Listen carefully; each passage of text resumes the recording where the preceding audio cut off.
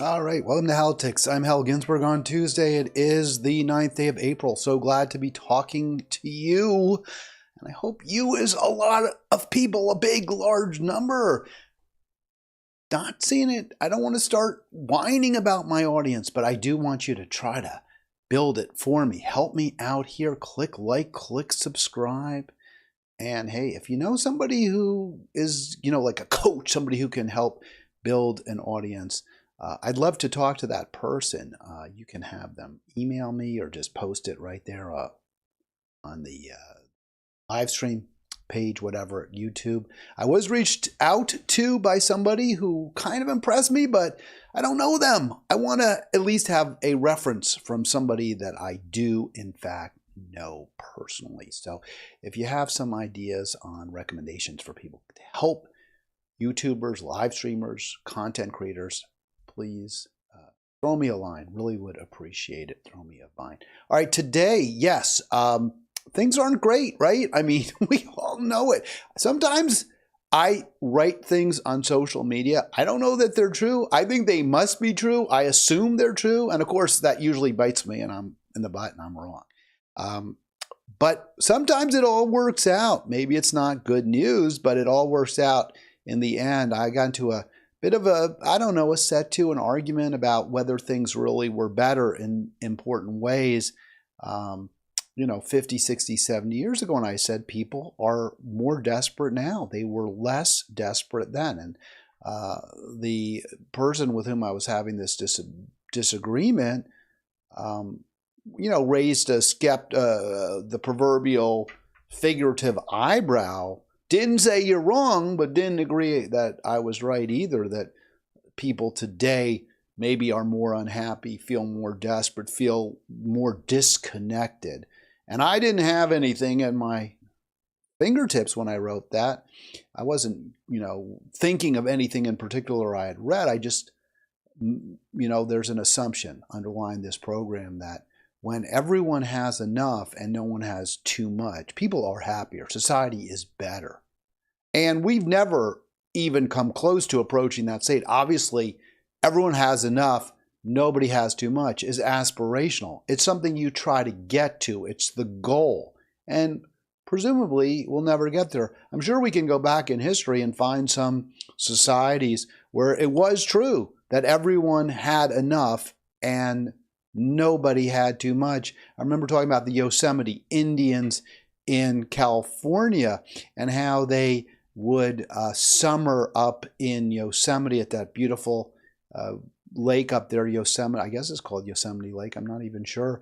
And there was always a lot of fish, and they were not there. They didn't really have overpopulation. They kept their population, within reasonable bounds. I'm not really sure, but there were always enough fish and game. And then as the weather got colder, they would move down into the valley. And again, there was always plenty to eat, enough, for everyone. And they didn't have nobles and kings and royalty that, snapped up everything, or billionaire class who hoarded the necessities of life. And so that was a society where apparently everyone had enough and nobody had too much. And it was pretty stable, as I understand it, for maybe thousands of years. There may be other Native American societies, indigenous peoples, especially in the United, what is now called the United States, who also met that definition. Wasn't the case in the Mayan society whatsoever. The priests and kings class, the noble class, certainly took far more than their share from the peasants, who were often hard put. But they generally were able to survive until obviously the civilization collapsed. So there's a basic assumption in this program that we're happier, well, certainly when we're at peace. I mean, you see that Help Ukraine Hold the Line. That was an editorial that Arlen, we saw him yesterday, we spoke to him yesterday, wanted to discuss. Didn't get to it, but I'll talk about it today and why I think it's just so misguided, so wrong. There's a basic assumption that when people are at peace, when everyone has enough, no one has too much, we're happier, society is better. And it certainly wasn't the case in the 50s that everyone had enough and nobody had too much. but we were closer. We were closer in many ways. There were poor people. We hadn't started the war on poverty, and there was a significant percentage of people who were very poor. But the working class, middle class, if you had a job, you were doing better relative to the wealthy than today most people who are working. Most people did have enough to survive, and very few people had, what we would certainly characterize today as too much, 3 homes, many, many vehicles. Some did, but it was much less likely because of the super high marginal top tax rates. So my assumption was people probably were a little bit happier then. And I've done some research on it. I had done some research on it, looked at also what it was like for, people for African Americans who were subject, at least in the South, to Jim Crow, and there were a lot of restrictions. Racism was much more overt in many ways back then. But in terms of their economic status, actually, the average African American family was less poor relative to the average white family, and much, much less poor relative to the wealthy. So at least economically, surprisingly enough, amazingly enough, as many may be, because we see, of course, many very successful African Americans. They're very high profile in very high profile professions, whether it's entertainment, sports, which is kind of like entertainment. We have African American CEOs to probably a greater degree than we did 70 years ago. On the other hand, there were many more small business owners, including black-owned businesses. So I'm not clear whether the top managerial class is more populated by African Americans today than it was 70 years ago. Regardless, the income differential was less then than it is now, because we have seen such an enormous amount of wealth just collected, gathered up, vacuumed up by a tiny percentage of Americans. Very few of whom happen to be African American, with a few obviously exceptions like, Oprah, Michael Jordan, and several others. So I assumed times in the 50s, because of the way society was structured, people were happier. And in fact, they were. We'll get to that. Also, was it a peaceful decade? Relatively so. Yes, Korea at the beginning of the decade, and we were getting more involved in Vietnam towards the end, obviously. And there was a Cold War, which was scary, very scary. But it was more peaceful in many ways in terms of hot wars, conflicts than today. So New York Times fanning the flames of war. This is an editorial from a couple of days, 3 days ago, I guess. Maybe it was in Sunday paper. Help Ukraine hold the line. They want to keep that war going. And is it because they're, sponsored by weapons manufacturers? I really don't know that. I can't say that. I don't know if they get a significant amount of ad revenue or, from Raytheon and Lockheed Martin. I'm certainly, persuaded, I believe, that the CEO, the boards of those weapons manufacturers have a lot of influence, a lot of sway over the New York Times board. But I can't swear that they're actually calling the shots to the New York Times. It may well be that the top brass of the New York Times really, truly believe, as so many of you apparently believe, this war in Ukraine isn't a terrible, misguided disaster. But if you read their editorial in favor of Congress authorizing more weaponry, you actually see the truth coming out in a few places. And so let's go through this real quick if we can. I got some other stories too. So what does the New York Times describe the war right now?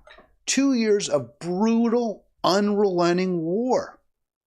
Wow, that sucks, huh?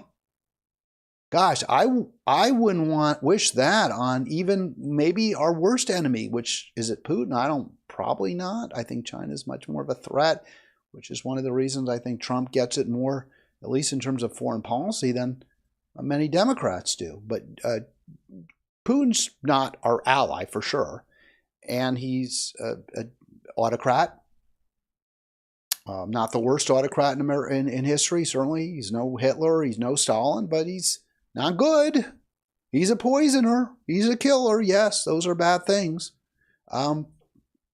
He has waged through his country a brutal, unrelenting war against Ukraine, one that we are engaging in by proxy through Ukraine. It seems to me that if you acknowledge in your first sentence that the war is brutal and unrelenting, you'd be looking to kind of wind it down, right? Wouldn't your goal be like, hey, we want less killing, less death, not more? But no, the New York Times says, well, even despite all the brutality and the relentless nature of this war, the country, Ukraine, is still ready and has the capacity to defend its democracy and territory against Russia. So I don't know what their evidence is for that statement. It would seem to me that maybe they still are fighting for sure. So I guess they still are ready to a degree. But the evidence that we have out there now is that Ukraine is starting to really implode to a significant degree. And, you know, do we want to keep straining Ukraine? Do we want to keep pushing Ukraine to keep, sacrificing its young people, keep seeing its eastern territory pounded, pummeled, ripped apart? Is that what we want? Apparently it is what the New York Times wants, because it says that we have to keep providing the military assistance, which we had assured Ukrainians would be there as long as it was needed. Well, why did we assure them that? I don't understand that, and I don't know what that even means, needed. But let's just start with that first point. Ukraine is ready and capable. I don't know if the New York Times saw this story in the AP. I would assume that its reporters did, but this kind of throws, I believe, a pretty solid monkey wrench into that theory that, except for the lack of American resources, Ukraine is ready, willing, and able to keep its war going.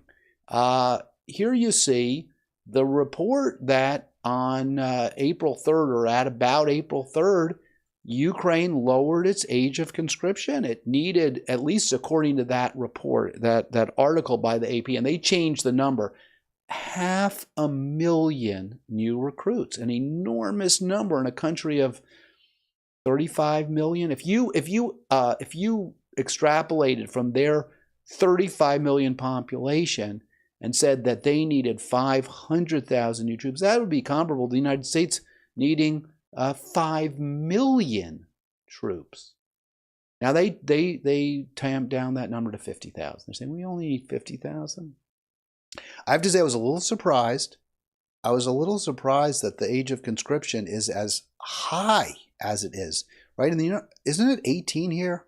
I'm not sure if I've discussed this before, but it would seem to me that's a pretty high age. I know during World War II we had young people. Certainly, the age to enlist was 18, but you had many folks who were 15, 16 saying, you hear stories like people saying, "Oh, I'm standing on 18," like because they had written 18 in their shoes, and I was like, well, what does that even mean? I'm standing on 18. I guess it means they're 18. So soldiers are often teenagers.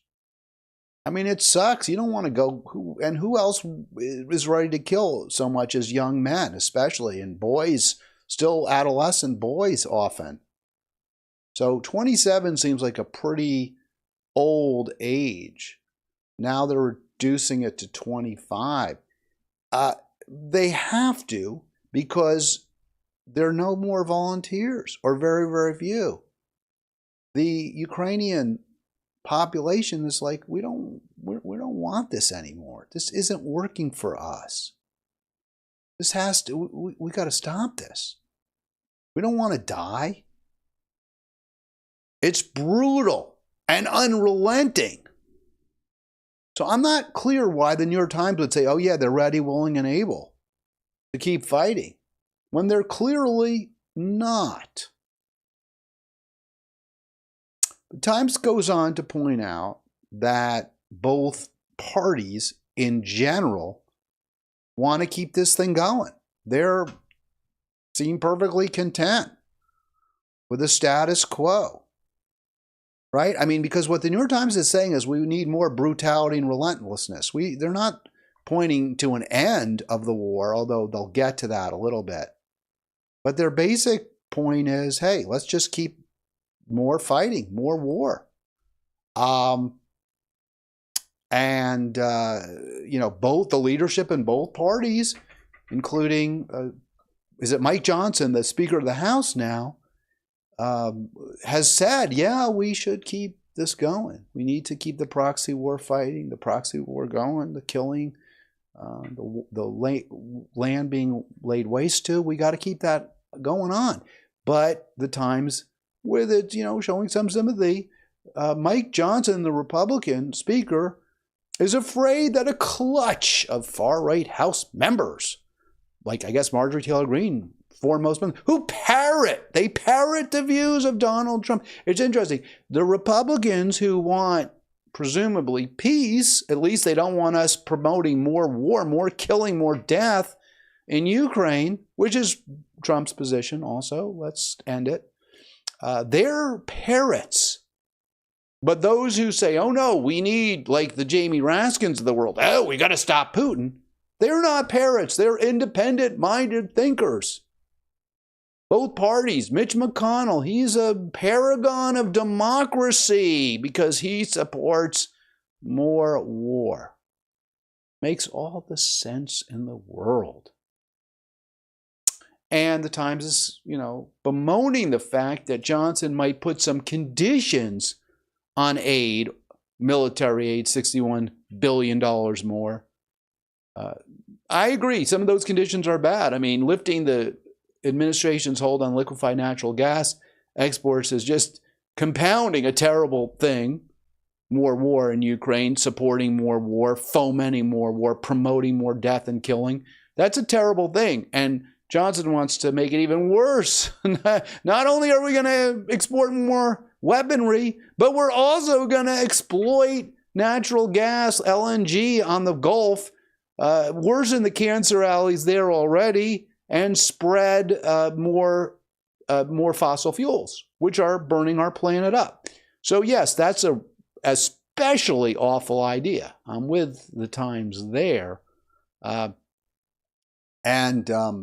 They also don't like when Johnson is saying we shouldn't, it's going to be a loan, right? Because a lot of the Republicans are saying, hey, we've got a huge budget deficit. We've got an enormous national debt. We've had to raise the debt ceiling. So we don't want to keep that going, right? The deficit spending, or we want to reduce it. So at least let's tell Ukraine they got to pay us back, right? And remember during World War II, FDR said, hey, it's the Lend-Lease Act. We're going to lend them our materials. We lend our neighbor the fire hose. That was the famous analogy. If your neighbor's house is on fire, you don't charge them rent for your hose. You just lend them the hose, and then they give it back to you at the end of the when the fire's put out. Of course, you can't really give back Patriot missiles that have been fired. You can't give back rounds and rounds of ammunition and anti-aircraft guns and all that. You can't do it. So it's not like we can really lend them our weapons and then they'll give them back, right? I mean, maybe a fighter or pilot or two, if they're not strafed by the Russian Air Force, they could return, but most of the weapons are going to be used up. So that seems like they're just saying, give it to them. Just give it to them, right? Hey, here's the weapons. Keep killing people. Keep the killing going. I'm not sure I buy that. There should be some way that America can be repaid for if we're really saving freedom and democracy in Ukraine. And another way would be to seize billions, they say, of frozen Russian assets. Now, I think we should be pushing peace at all costs. I don't think we should be giving Ukraine weaponry or lending them weaponry. But if we really believe, if the New York Times really truly believes that Russia is an existential threat to our freedom, that the entire European Union is threatened with annihilation by Russia's brutal, relentless war in Ukraine, which it can't even win, if they really think Russia, a country that has seen its population plummet and its economy is only recovering now because it's on a wartime footing, if they really think Russia is such a threat to Western Europe and Central Europe and Eastern Europe, if that's the Times view, then why wouldn't we seize their assets?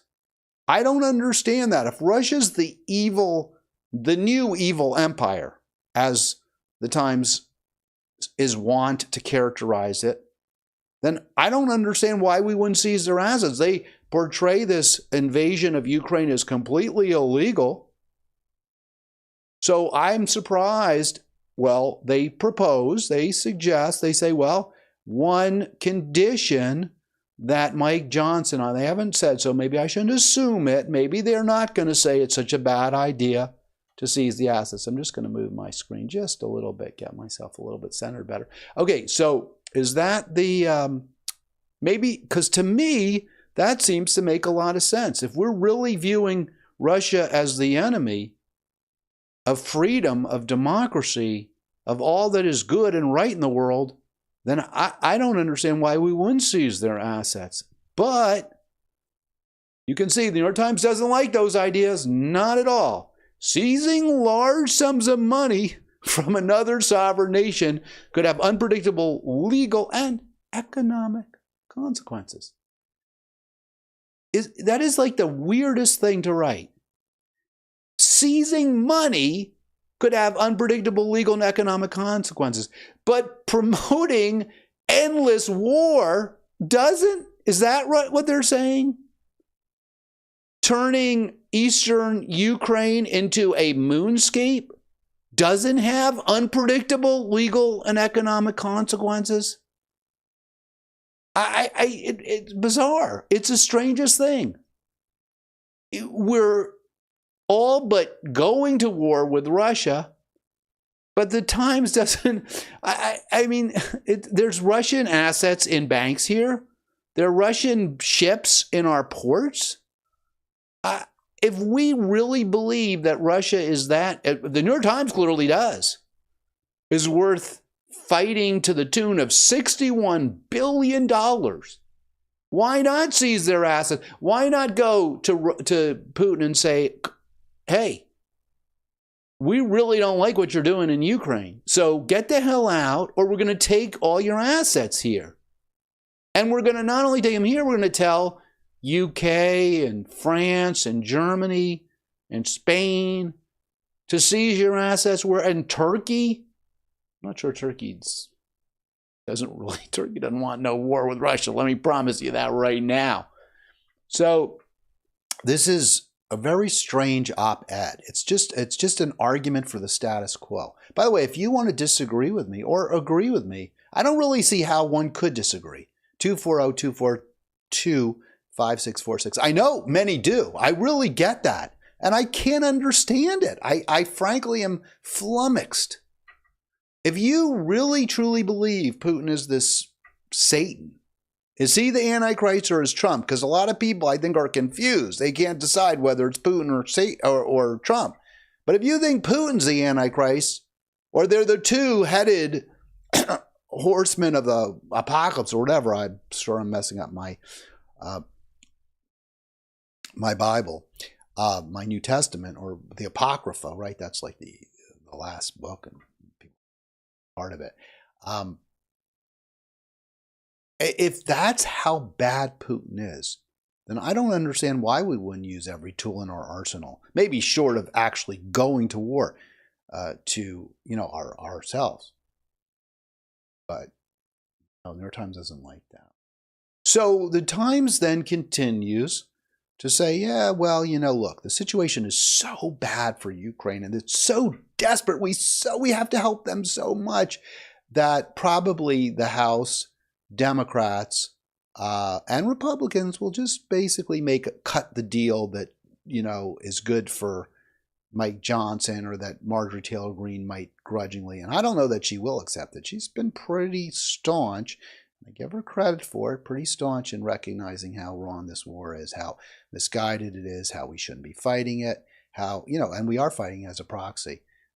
So I give her credit, just like I give Trump. It's one of the areas where he's really distinguished himself as right.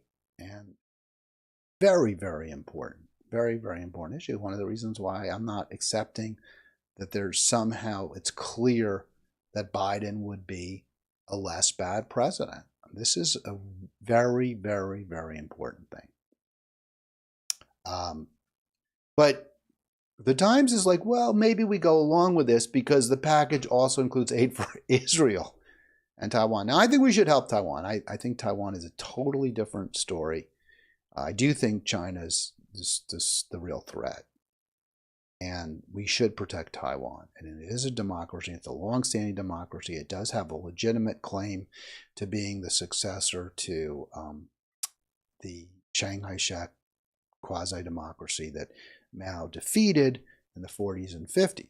So I think Taiwan, yes, we should be doing all out. And of course, the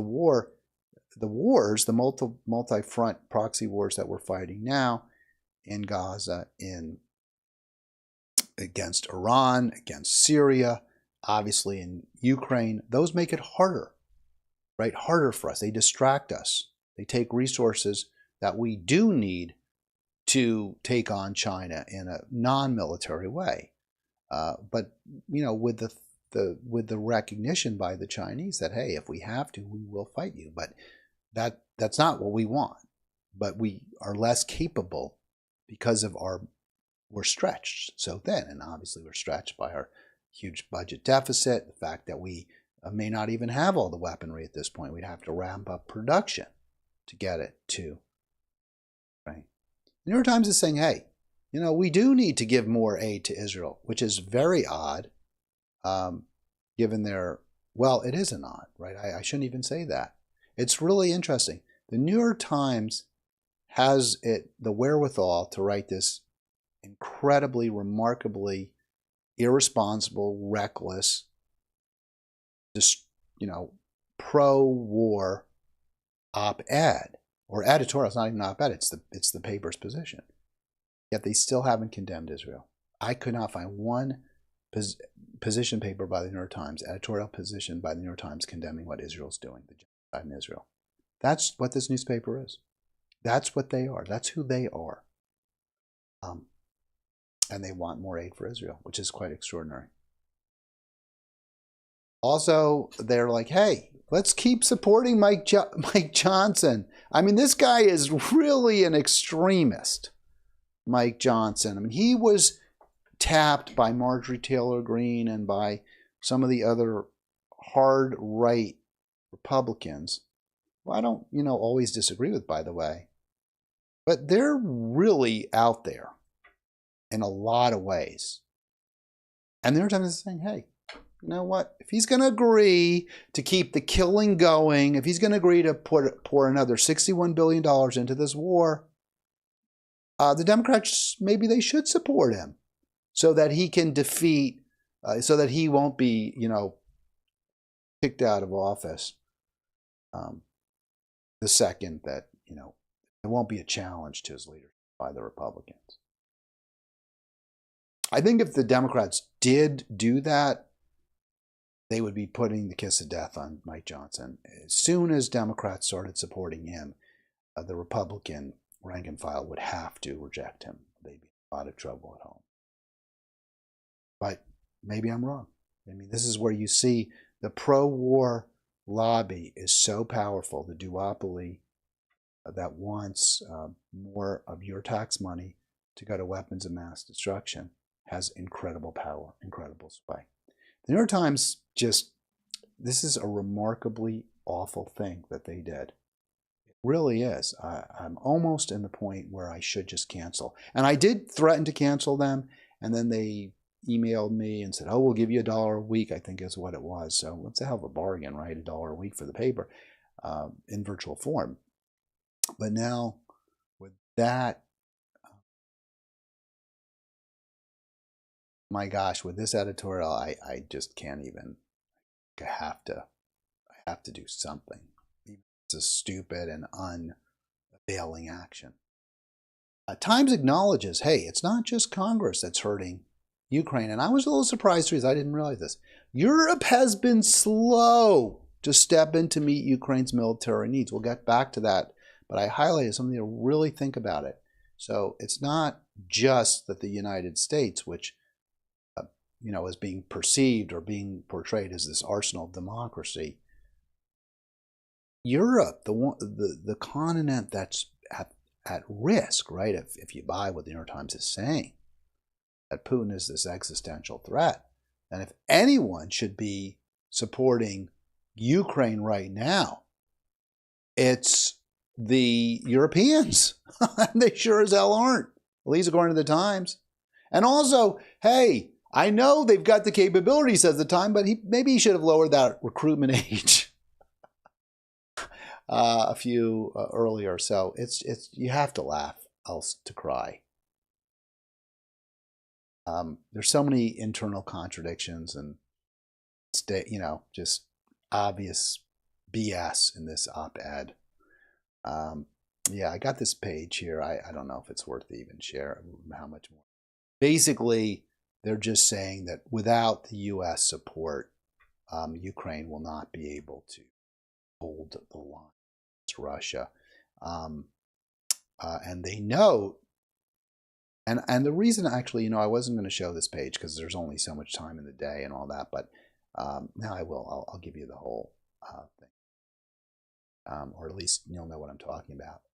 The reason I wanted to highlight this is because I wouldn't agree, but if the New York Times had said something to the extent of, hey, Russia's getting worn down. Russia can't keep this going that much longer either. If we just hold the line a little longer, now I would say that was all BS. We kept hearing that in Vietnam, right? Just another year, another 6 months, and the Viet Cong will go down to defeat. We just kept hearing that over and over. And we do that in an endless war. Same with Afghanistan. Oh, we'll wear out the Taliban. 20 years later, no. So if the New York Times had said that, I'd be like, okay, well, that is an argument, right? We want Russia to leave. We want Russia to get out of Ukraine. I suppose that would be the best solution right now, is if Russia just left. They're not going to, but maybe that'd be the best solution. The New York Times says, hey, our reports are that the Russian military itself is stretched thin. It's got supply chain issues. It can't keep going. So if we just help Ukraine hold out a little longer, everything will work out in the end. But that's not what the Times says. The Times says Russia has successfully ramped up military production and is receiving supplies from North Korea and Iran. And recruitment is going fine, apparently. And the economy in Russia is going strong. We know that. So if things are going well for Russia, at least relatively, they have the military capability to keep this relentless brutality going, then what's the end game, according to the New York Times? Just to keep? There's no end game. They don't present one. They kind of do. Okay, they kind of do, but it's absurd. It's ridiculous. It doesn't make sense.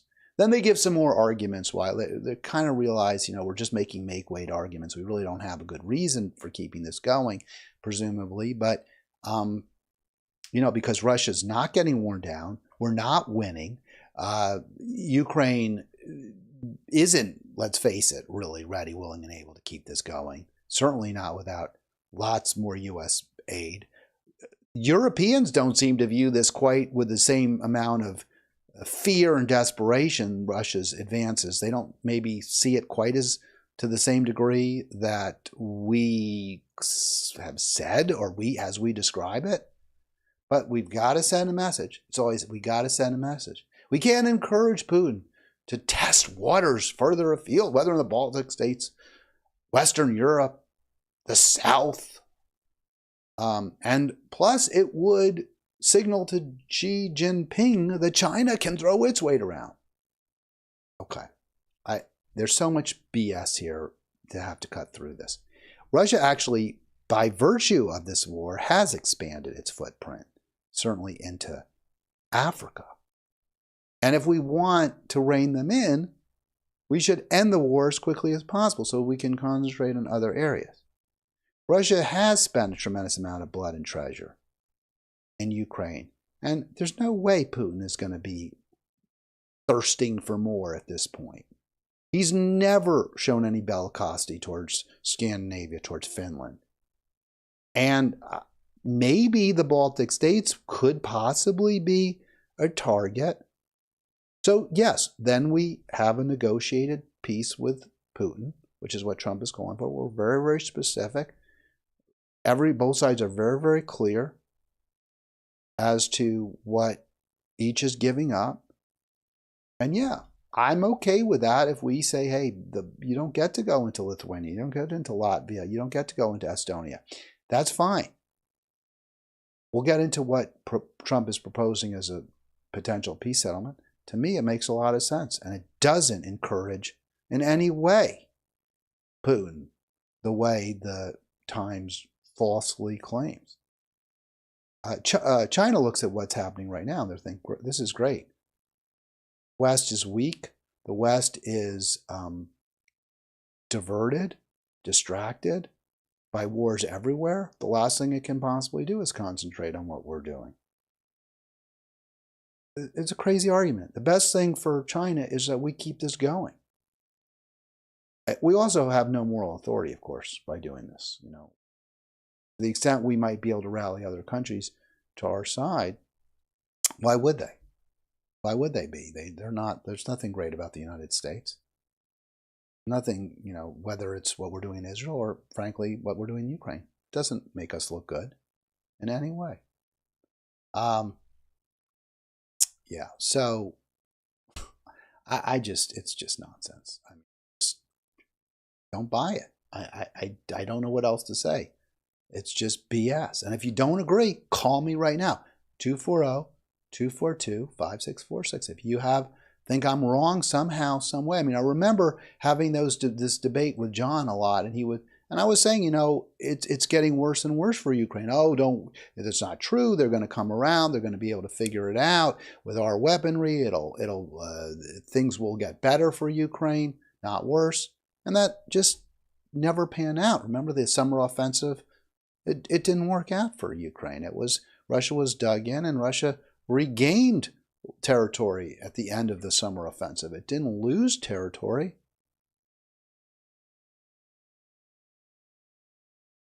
Peace is beautiful. Peace is a wonderful thing. It's not perfect. We shouldn't give up peace for freedom by any means. But in this case, the freedom is what's at risk as a direct result of the war.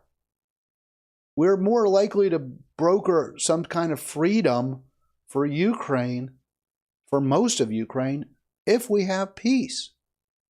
And it breaks my heart because it seems to me so clear cut. And the real argument that's given is, well, we can't give in to Putin. It's always that. It's personal. It's not about realpolitik. It's not about what's best for the people of Ukraine. It's not about what's best for the people of Russia. It's not even about what's best for the United States. It's just we've got to show Putin. People get, history provides lots and lots of guidance.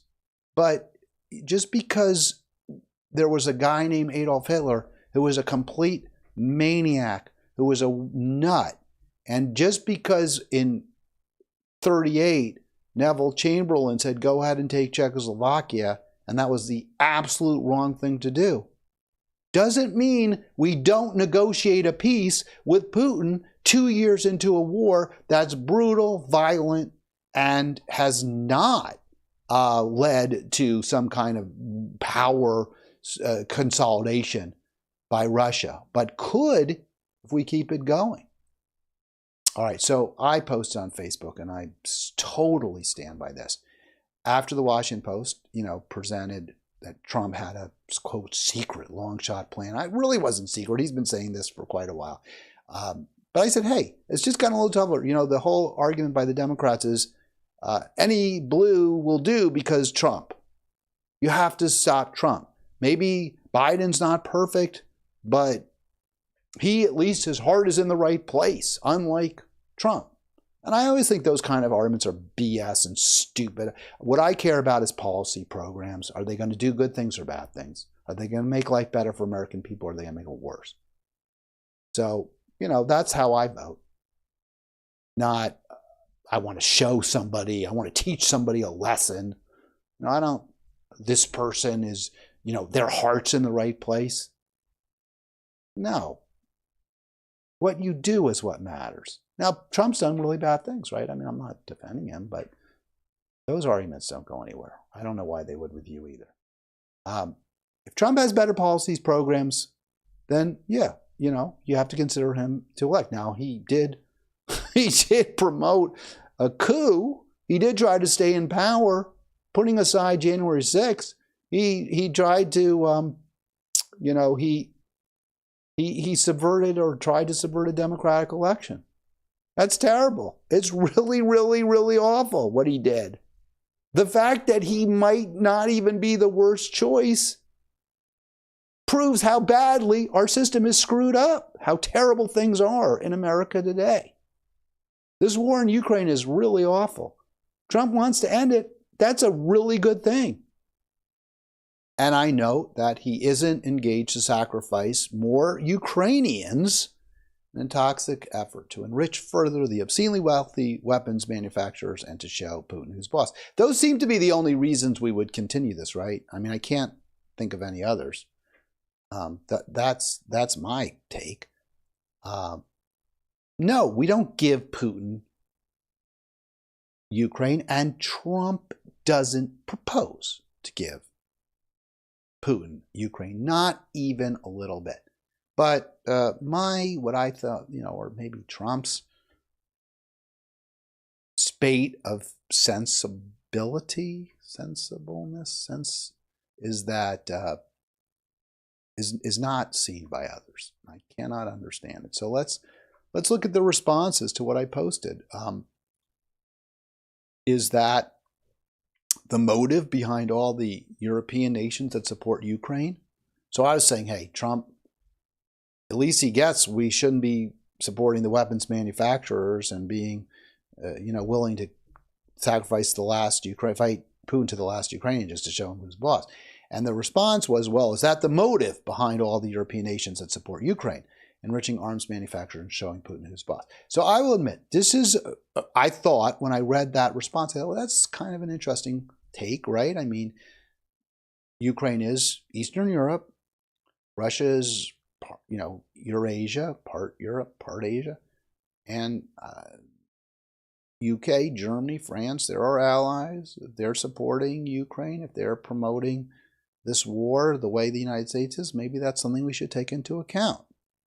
And of course, Trump's response has been, well, let them do it. We don't have to do it, which I don't think is a terrible answer. But, I like freedom too. I like democracy too.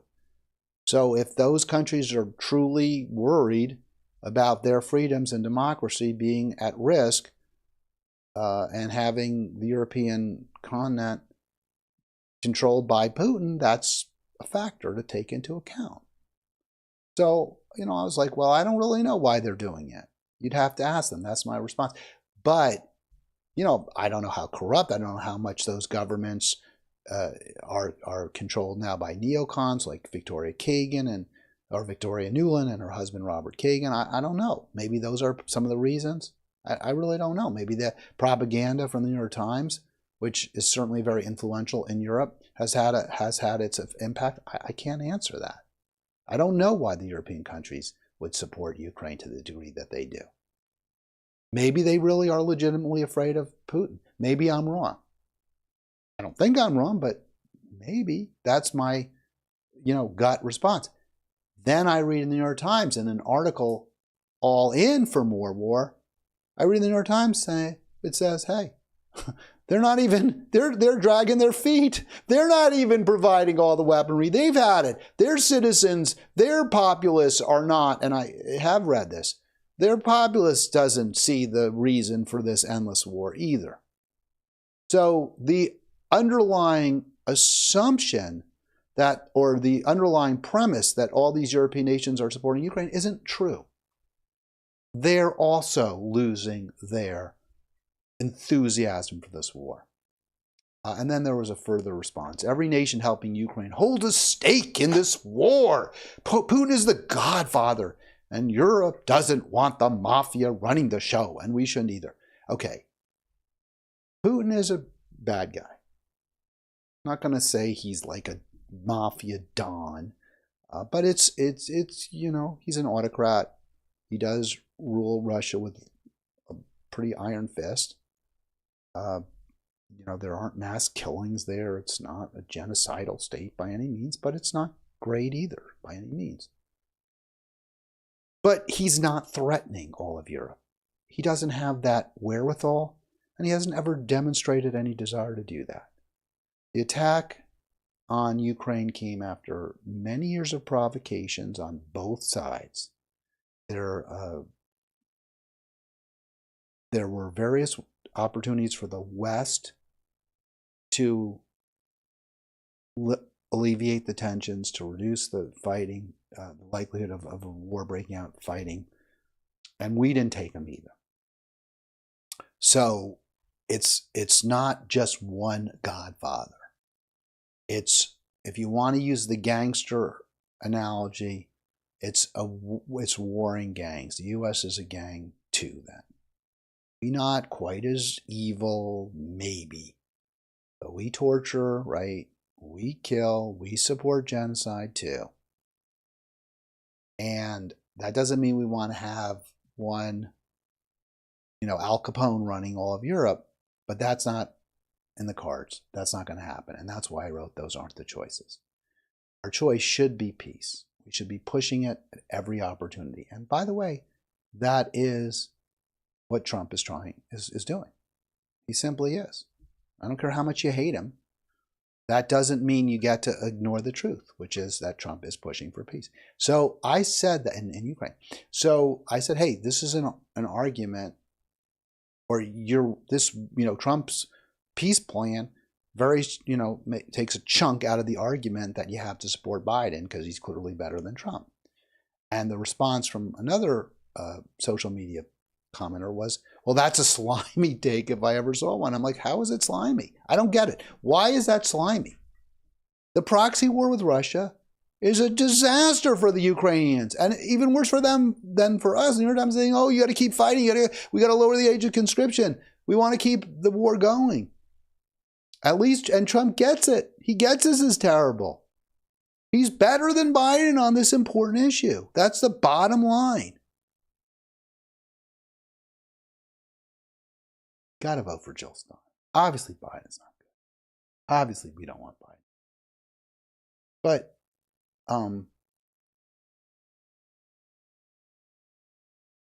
we don't want Trump or Biden. They're both terrible. And because they're both so bad, and because it's not clear that one is either worse or better, or less bad than the other, because it just isn't clear. I would argue, the Supreme Court. You want to talk about the Supreme Court? Let's talk about it. We can talk about that. We need to go in a totally different direction. We don't have the luxury to indulge in arguments about even the Supreme Court at this point. There's too much. The future, we're facing existential crises. Endless war, genocide, climate catastrophe. We don't have the luxury of choosing one as slightly less evil than the other. We've got to break free of that paradigm, and that only possible solution is Jill. I'm not saying she's going to win.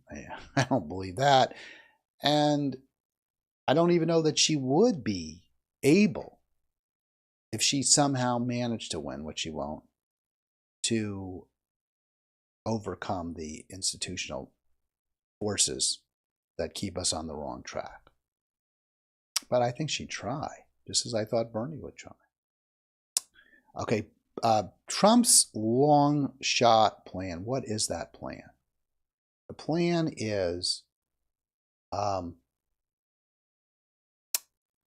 pushing Ukraine to cede Crimea and the Donbass region to Russia.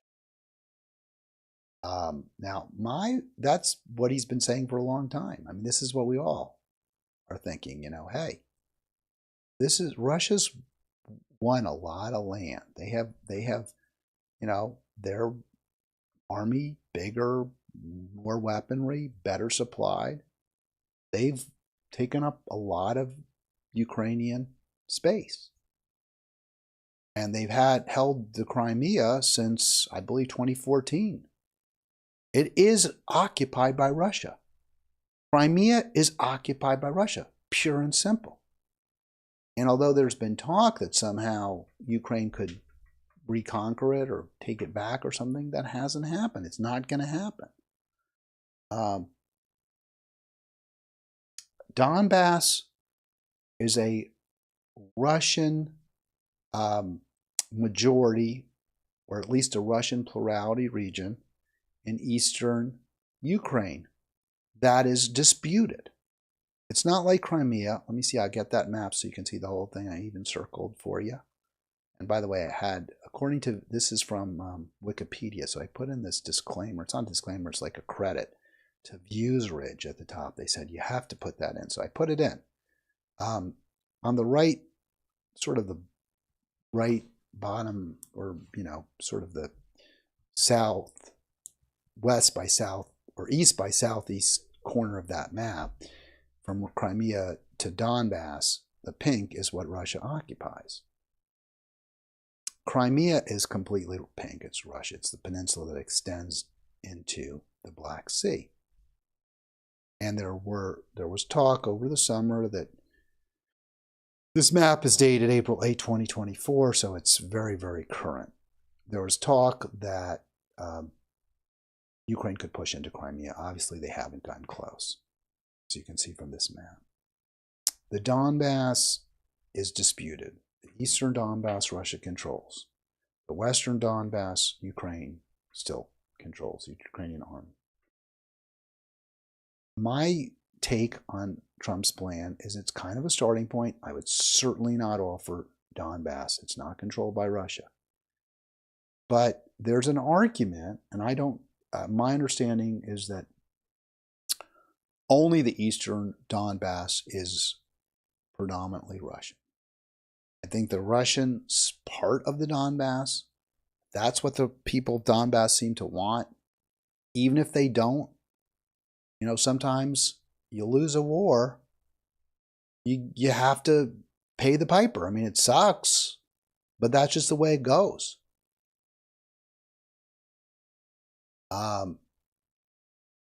That area has been just devastated, ravaged. See if I can get that France 24 square up so you don't have to.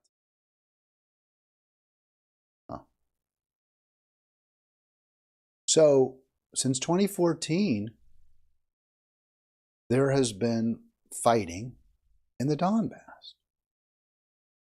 According to France 24, this is a 6 million inhabitant region with mostly Russian-speaking residents. It is now a desolate landscape where, according to France 24, Russification has been brutally imposed. I don't see why ceding that land to Russia is some horrible loss for Ukraine. It would seem to me not a loss at all. It's desolate. It's mostly Russian-speaking. It's a moonscape. How is this a loss? And go ahead. Let's talk to Putin about, a cushion between Russia and Ukraine. Maybe Donbass is demilitarized. Maybe it's some sort of UN peacekeeping forces maintained in that region. Right? I mean, doesn't that all make sense? Yeah, Crimea is Russian. Bottom line, it's Russian. We're not prepared to seize Russian assets to try to get back. It's Russian. This is eminently good sense, what Trump is proposing. And I for one, don't get why it's so hard. I'm so at a loss to get to convince people of this. And you wonder, are you going crazy? No, I think people beat up Jimmy Dore because he kind of went over the dark side with they should, for his climate crisis denialism and embracing crypto and nonsense like that, going way too far. I get the skepticism about Big Pharma and how they profited off their vaccines, and those are very legitimate things to points to make. How maybe they were even at least somewhat complicit in COVID. Those are all really good points to make. But he goes a little too far. He goes to the point where he completely rejects Western medicine. That is not a reasonable conclusion to be drawn. It's the problem is the for-profit nature of our current healthcare system, not that experimentation and hundreds of years of development of Western medicine, which has saved perhaps billions of lives. When you look at malaria, look at the ravages of malaria, yellow fever, the plague. There's a lot of positives too.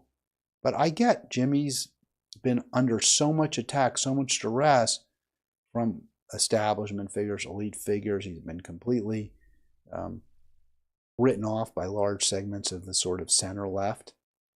I get why he would kind of lose his mind completely. I feel him. Just say, hey, if anything that's kind of a standard issue or conventional viewpoint is, well, I'm not there. I don't agree with that. But I understand where he's coming from. Because I look at what's happening in Ukraine, and I cannot understand how Americans, so many of you, can really believe that this is the right thing to do to keep this going. It's not. It just isn't. And it's obviously it isn't. It's obvious that it isn't. All right, that'll do it for me. It is. I was going to get to some discussion of inequality, but you know what? It'll hold till tomorrow. It'll hold till tomorrow to discuss inequality and the desperation that so many Americans feel as a secondary to that inequality in this country.